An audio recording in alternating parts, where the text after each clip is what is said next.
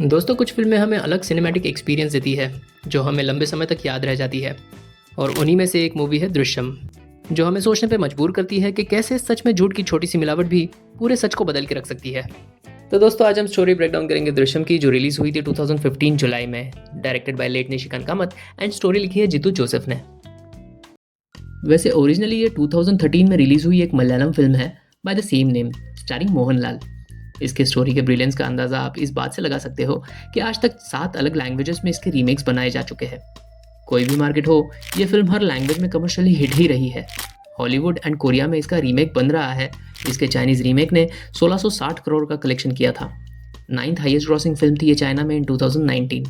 हर तरीके की ऑडियंस इस स्टोरी से रिलेट करती है और शायद ही कोई हिट होगा इस मूवी का। Just a quick note, this video is about understanding how a story works. हम यहाँ story structure in detail discuss करेंगे, so there will be spoilers ahead. तो अगर आपने ये मूवी नहीं देखी है तो क्या कर रहे हो यार लाइफ में, जाओ जाके पहले मूवी देखो and then come back to this video. जाओ जाओ, मैं वेट कर रहा हूँ। अच्छा, पहले से ही देखी आपने? तो ये कहानी है विजय सालगांवकर की, प्लेड बाय अजय देवगन। चौथी फेल विजय सालगांवकर। एक सिंपल केबल ऑपरेटर जो अपने बीवी और 2 बेटियों के साथ पीसफुली रह रहा है। बट सब कुछ तब बदल जाता है जब उसकी बेटी से एक्सीडेंटली एक लड़के का मर्डर हो जाता है, जो कि एक पावरफुल पुलिस ऑफिसर का बेटा है। अपने फैमिली को बचाने के लिए विजय अपने फिल्मों का नॉलेज यूज करता है और एक ब्रिलियंट प्लान बनाता है to outsmart the police and the system. वैसे प्लॉट मैंने जितना बताया उतना ईजी नहीं है। ये एक इंटेंस गेम है ट्रुथ और डिसेप्शन के बीच। बट क्या है जो दृश्यम को इतना खास बनाता है, आइए समझते हैं इस वीडियो में। दोस्तों, कहानी में जब अच्छे कैरेक्टर्स बुरे काम करते हैं तो मॉरल एम्बिग्विटी क्रिएट होती है। मतलब कैरेक्टर अच्छा है या बुरा है, ये कन्फ्यूजन हो सकता है। यहाँ विजय एक मर्डर कवर अप कर रहा है जो क्लियरली मॉरली रॉन्ग है, लेकिन फिर भी हम ऑडियंस की सिंपैथी उसके साथ होती है। क्यों? क्योंकि राइटर ने इस सिचुएशन को लीगली रॉन्ग होते हुए भी मॉरली राइट बना दिया है। अगर अच्छा कैरेक्टर बुरे काम किसी मजबूरी में करे या किसी पॉजिटिव आउटकम के लिए करे तो उसके एक्शंस जस्टिफाई हो सकते हैं। यहाँ हीरो एक वीक कैरेक्टर है, वल्नरेबल है, मोस्ट इंपॉर्टेंटली कॉमन मैन है, जिस पे रिस्पॉन्सिबिलिटी है उसकी डरी हुई फैमिली की। विजय जो भी कर रहा है मजबूरी में कर रहा है और उस चीज़ का उसे पछतावा भी है। और सबसे इंपॉर्टेंट बात, मर्डर एक्सीडेंटली होता है विजय के बेटी के हाथों, जो कि ऑलरेडी एक हेल्पलेस और ट्रॉमाटाइज लड़की है, और इसलिए ऑडियंस विजय से सिंपथाइज रहती है। ऑन द कॉन्ट्ररी, सैम जिसका मर्डर हुआ है एक विलेनस कैरेक्टर है, ब्लैकमेलर, मॉलेस्टर, बड़े बाप का बिगड़ा हुआ बेटा जो अपने पैसे और पावर का मिसयूज करता है। नेचुरली ऑडियंस एक हेटेड कैरेक्टर से सिंपथाइज नहीं हो पाती और सैम का मरना जस्टिफाइड लगता है। अब आप कहोगे कि इसमें कौन सी बड़ी बात है, विलन को विलेनस दिखा दिया, हीरो को हीरोइक बता दिया। बट ऑडियंस के सिंपैथी कंट्रोल के लिए इतना ही काफी नहीं था। यहाँ राइटर के सामने एक और चैलेंज था। मेरा बेटा कहाँ है?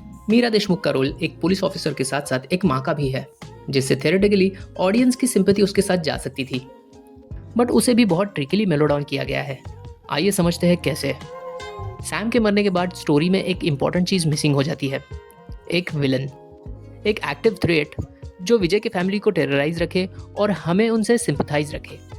ये नीड पूरी होती है एक करप्ट ऑफिसर गायतोंडे से, गायतोंडे जो किसी भी हद तक जा सकता है to settle the personal score with Vijay. ये विलेनस कैरेक्टर मीरा देशमुख की टीम में रहने से ऑडियंस कभी मीरा से सिंपथाइज नहीं हो पाती एंड स्टोरी में टेंशन कांस्टेंट रहता है। तो देखा आपने, लीगली रॉन्ग होते हुए भी हम विजय को क्रिमिनल की तरह नहीं बल्कि एक हेल्पलेस फादर और प्रोटेक्टर की तरह देखते हैं, क्योंकि कहानी में हम कैरेक्टर्स को लॉ से नहीं ह्यूमन इमोशन से जज करते हैं। इन्वेस्टिगेशन, ये पार्ट मूवी का कोर है। स्टोरी टेलिंग के मेथड्स में इसे राइजिंग एक्शन कहा जाता है। यही वो स्टेज है जहाँ रियल टेंशन बिल्ड होता है। विजय ने जो भी तैयारियां की है वो उसे बचा पाएंगे या नहीं, ये क्वेश्चन और भी ज़्यादा इंटेंस हो जाता है। इस तरीके के सस्पेंस को कहते हैं ड्रामेटिक आयरनी, जहां ऑडियंस फिल्म के कैरेक्टर से ज़्यादा जानती है एंड यही नॉलेज व्यूवर्स को थ्रिल रखता है कि कहीं पुलिस विजय को पकड़ तो नहीं लेगी। हर मोमेंट पुलिस की इन्वेस्टिगेशन राइट डायरेक्शन में आगे बढ़ती है और विजय ने की हुई सारी तैयारियाँ इनफ नहीं लगती। फर्स्ट मीटिंग में ही विजय पुलिस के शक के दायरे में आ जाता है। जैसे जैसे इंट्रोगेशन आगे बढ़ता है, पुलिस धीरे धीरे उसके प्लान को डिकोड भी कर लेती है एंड लास्टली पुलिस को सैम के दोस्त से मर्डर का पॉसिबल मोटिव भी पता चल जाता है। पुलिस विजय के कन्फ्यूजन के लिए वायलेंट मेथड्स यूज करती है and they come back harder on the family. ये एक चेस गेम की तरह लगता है जहां विजय का डिफेंस सिस्टम पुलिस को कंफ्यूज कर रहा है, बट पुलिस हर बार और एग्रेसिवली वापस अटैक कर रही है। विजय का प्लान कभी भी फुल प्रूफ नहीं लगता और इसी वजह से बाय एंड बाय थ्रिल बढ़ता ही जाता है। यहाँ विजय का प्लान ब्रिलियंट है ही, लेकिन उसे प्रेजेंट करने का तरीका और भी ज़्यादा ब्रिलियंट है। राइटर एक इंटरेस्टिंग पैटर्न फॉलो करता है, सेटअप, रिजल्ट एंड एक्सप्लेनेशन। जैसे विजय सैम का फ़ोन एक पर्टिकुलर ट्रक में फेंक देता है। यहाँ हमें सिर्फ एक्शन दिखाया जाता है, उसका रीज़न नहीं बताया जाता। फिर कुछ देर बाद हमें रिजल्ट दिखता है। पुलिस 2 दिन तक उस फ़ोन को ट्रैक करने में डिस्ट्रैक्टेड रहती है, क्योंकि वो ट्रक एक अलग स्टेट का होता है और विजय ने उसे इंटेंशनली चूज़ किया होता है। अब जाके ऑडियंस को समझ आता है कि ओह, ये उसकी प्लानिंग थी। विजय की प्रिपरेशन को हम देखते हैं, बट उसका मोटिव उसके रिजल्ट के साथ हमें धीरे धीरे समझाया जाता है और आगे राइटर इस पैटर्न को रिपीट भी करता है। जैसे इन 2 दिनों में विजय अपने फैमिली के साथ गोवा घूमने जाता है। यहाँ इस पॉइंट पे उसका मोटिव क्लियर नहीं है, बट आगे कहानी में हम देखते हैं कि किस तरीके से विजय प्रूव करता है कि खून के समय वो और उसकी फैमिली गोवा में थे। बट क्यों ये पैटर्न बनाया होगा राइटर ने? जी हाँ, उसे तोड़ने के लिए, क्योंकि पैटर्न से क्रिएट होता है एक्सपेक्टेशन, और जब एक्सपेक्टेशन से हटके कुछ होता है तो क्रिएट होता है सरप्राइज। आइए समझते हैं पॉइंट नंबर 4 में, पैटर्न ब्रेकिंग। इस सारे बिल्टअप का पे ऑफ तब तक सेटिस्फाइंग नहीं होता जब तक क्लाइमैक्स स्ट्रॉन्ग ना हो, और यहाँ राइटर ने यह अचीव किया है through pattern breaking. Pattern breaking एक बहुत ही पावरफुल टूल है स्टोरी टेलिंग का, बट इसका एग्जीक्यूशन उतना ही ट्रिकी है। एक बुरा पैटर्न ब्रेक ऑडियंस को चीटेड फील करवा सकता है। फॉर एग्जाम्पल, अगर सरप्राइज क्रिएट करने के लिए कोई कैरेक्टर अपने नेचर से अलग एक्ट करे तो वो इलॉजिकल लगेगा। पैटर्न ब्रेक एक्सपेक्टेशन तोड़ता है, लॉजिक नहीं। एक अच्छा पैटर्न ब्रेक वो होता है जहां ऑडियंस सोचे कि अरे हाँ, इसका क्लू तो पीछे स्टोरी में था, मैं ही उसे पकड़ नहीं पाया। क्लाइमैक्स में जब विजय की छोटी बेटी टूट जाती है एंड पुलिस को डेड बॉडी की लोकेशन बता देती है, the high level thrill suits the climax. इस स्टेज पे जहां ऑडियंस को ड्रामेटिक आयरनी की आदत पड़ चुकी है, राइटर पैटर्न ब्रेक करता है। सबकॉन्शियसली जो व्यूअर्स सोचते हैं कि हमें सब पता है, विजय ने सारी प्लानिंग हमारे सामने ही तो की है, बॉडी गार्डन में ही दफनाई है। बट राइटर ने यहाँ इस पॉइंट पे ड्रामेटिक आयरनी का नहीं, बल्कि नैरेटिव सस्पेंस का यूज़ किया है।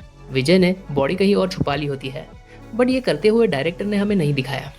यहाँ हम चीटेड फील नहीं करते, बट प्लेजेंटली सरप्राइज होते हैं जब बॉडी वहाँ नहीं मिलती, क्योंकि ये पैटर्न ब्रेक सडन फील नहीं होता। स्टोरी यहाँ तक आते आते हम कन्विंस हो जाते हैं कि विजय एक बहुत बड़ा प्लानर है and he is very much capable of pulling this of. मैं तो सिर्फ एक चौथी फेल आवाज हूँ।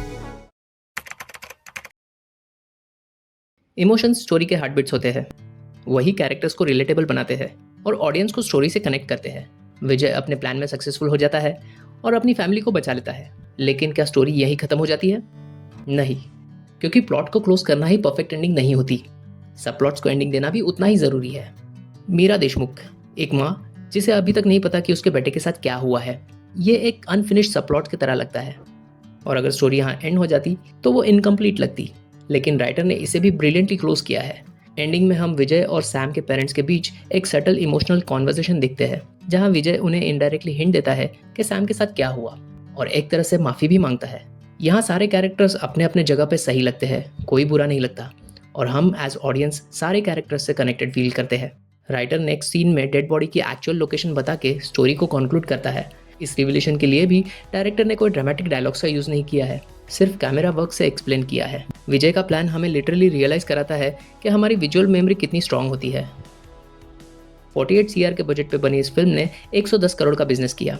इसकी पॉपुलैरिटी आप ऐसे समझ सकते हो कि 7 साल बाद आए इसके सीक्वल ने 346 करोड़ का बिजनेस किया, और अब दृश्यम 3 भी जल्द ही रिलीज होने वाली है। एक फन फैक्ट शेयर करूँ दृश्यम के बारे में, तो दृश्यम हेविली इंस्पायर्ड लगती है एक Japanese novel the devotion of suspect X से, जो पब्लिश हुई थी 2005 में, written by Keigo Higashino. Drishyam के राइटर जीतू जोसेफ इसे नकारते हैं और कोई भी सिमिलैरिटी कॉन्सिडेंस बताते हैं, बट इस नॉवल की कहानी दृश्यम से काफ़ी सिमिलर है, जहां एक मैथ टीचर अपने नेबर जो कि एक सिंगल मॉम है, उसके हाथों हुए एक मर्डर को कवर अप करता है। इंटरेस्टिंग बात यह है कि इस नॉवल के भी 5 अलग लैंग्वेजेस में मूवीज़ बनाई जा चुकी है। जापान, कोरिया, चाइना के अलावा इंडिया में इसका हिंदी में जाने जा और तमिल में कोलाइग्रन नाम से अडेप्टेशन हुआ है। सस्पेक्ट एक्स की एंडिंग अलग है, जहां हीरो अपने नेबर को बचा लेता है बट खुद मर्डर का इल्ज़ाम अपने सर ले लेता है। अगर दृश्यम इस नॉवल से इंस्पायर्ड है भी, तो नकल के लिए भी अकल की ज़रूरत होती है। कंपैरेटिवली दृश्यम ज़्यादा अच्छी है, क्योंकि यहाँ कैरेक्टर्स ज़्यादा रिलेटेबल लगते हैं। तो दोस्तों, ये था मेरा एनालिसिस फिल्म दृश्यम का। लास्टली मैं यही कहूँगा कि ये फिल्म एक मास्टरपीस है। ऐसी फिल्म डिकेड में एक बार आती है। मैं खुद को लकी मानता हूँ कि इस तरीके की फिल्म मैंने थिएटर में एंजॉय की है, और वो भी विदाउट एनी स्पॉइलर। हम जब किसी मूवी की स्टोरी ब्रेक डाउन करते हैं तो हम राइटिंग एंड नरेशन के डिफरेंट टेक्निक्स को आइडेंटिफाई करते हैं, जो हमारे स्टोरी टेलिंग की समझ को और गहरा बनाती है। आने वाले दिनों में हम यहाँ कुछ ऐसी मूवीज़ की स्टोरी ब्रेक डाउन करेंगे जो राइटिंग के मेथड्स को चैलेंज करती है। ऐसे ही इंटरेस्टिंग एनालिसिस के लिए हमें फॉलो कीजिए। Take care, bye bye. Book in the brain. Used to chase things that were run from me. Now I sit still, let the peace come free. Paint a verse in the sky with a loose leaf. While the moon do a dance with a soft oak tree.